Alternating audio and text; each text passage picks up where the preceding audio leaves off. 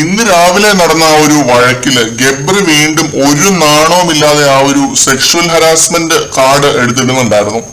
ജിൻഡോ ഗബ്രീനെ എന്തോ bad touch ചെയ്തു എന്നൊക്കെ ഗബ്രി ആരോപിച്ചിരുന്നു ജിൻഡോയ്ക്ക് നേരെ.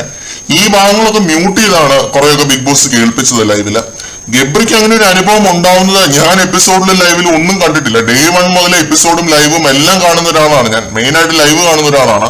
ഗബ്രി പേഴ്സണൽ സ്പേസ് മറന്ന് ജിൻഡോയ്ക്ക് നേരെ ചെന്നപ്പോ എനിക്ക് നിന്നെ ലിപ് ലോക്ക് ചെയ്യണ്ട, നീ മാറി നിക്കട വെക്ക എന്ന് മാത്രമാണ് ജിൻഡോ പറഞ്ഞിട്ടുള്ളത്. അന്ന് ഗബ്രി ഉണ്ടാക്കിയ പുകിൽ എന്തൊക്കെയാണെന്ന് നമുക്കറിയാം. അന്നും ഇതേ കാർഡ് ഗബ്രി ഇറക്കി കളിച്ചിരുന്നു, ഇന്നും ഇതേ കാർഡ് ഇറക്കി കളിക്കുന്നു. നാണവും മാനവും ഉള്ള ഒരാളും ഇങ്ങനൊരു ജെൻഡർ ഓറിയന്റേഷൻ ജഡ്ജ്മെന്റിന് നിൽക്കില്ല.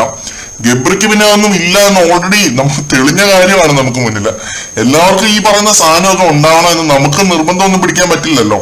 അതുകൊണ്ടായിരിക്കാം വീണ്ടും വീണ്ടും ഗബ്രി ആ ഒരു ഹരാസ്മെന്റ് കാർഡ് എടുത്തിട്ട് കളിക്കുന്നത്. പിന്നെ ഗബ്രി ഉന്നയിച്ച മറ്റൊരു ആരോപണം അത് ജിൻഡോയുടെ സ്ഥാപനത്തിന് നേരെയാണ്, ജിൻഡോയ്ക്ക് നേരെ അല്ല. ഇത് ആരോപിച്ചത് ഗബ്രി മാത്രമല്ല, പലരും ഇത് ഏറ്റുപിടിച്ചിരുന്നു. ജിൻഡോയുടെ സ്ഥാപനത്തിലെ സ്പോർട്സ് ബ്രാ ആയിട്ട് വരുന്ന സ്ത്രീകളെ ജിൻഡോ പീഡിപ്പിച്ചു എന്നിവരെ ആക്കി തീർന്നു. ഗബ്രിയും പിന്നെ മറ്റുള്ളവരെല്ലാരും കൂടി ചേർന്ന്. ശരണ്യൊക്കെയാണ് മെയിൻ ആയിട്ടും അതിൽ മുന്നിൽ നിന്നത്. ഇതൊക്കെ ഗബ്രി എന്ന ഗെയിമറുടെ പാളിച്ച മാത്രമല്ല, ആസ് എ ഹ്യൂമൻ ബീങ് എത്ര സിക്കായിട്ടുള്ള ചിന്തകളാണ് ഗബ്രിക്ക് ഉള്ളതെന്നും വ്യക്തമാക്കുന്ന കാര്യങ്ങളാണ്. ഒരാളെ എങ്ങനെ പേഴ്സണലായിട്ട് അധിക്ഷേപിക്കാം, തെറി വിളിക്കാം, അല്ലെങ്കിൽ അവരുടെ ആ ഒരു ബിസിനസിനെ എങ്ങനെ തകർക്കാം എന്ന് അവിടെ ഗബ്രിയെ കണ്ട് പഠിക്കണം അവിടെയുള്ള എല്ലാവരും.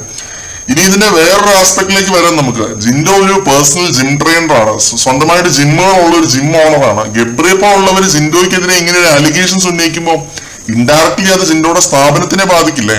പുറത്തൊരു ലൈഫ് ഉണ്ട് എന്ന് എന്താണ് ഇവരൊക്കെ ഇങ്ങനെ മറന്നു പോകുന്നതെന്ന് എനിക്കറിയത്തില്ല. ഗബ്രി ഒന്നും ചിന്തിക്കാത്തത് ഇങ്ങനെയുള്ള തലതെറിച്ച വർത്താനം പറയുമ്പോൾ ഗബ്രി ഒന്നും ചിന്തിക്കുന്നില്ല. ശരിക്കും ചൊറിഞ്ഞു കയറിയത് എനിക്കിത് ലൈവില് കേട്ടപ്പോ രാവിലെ.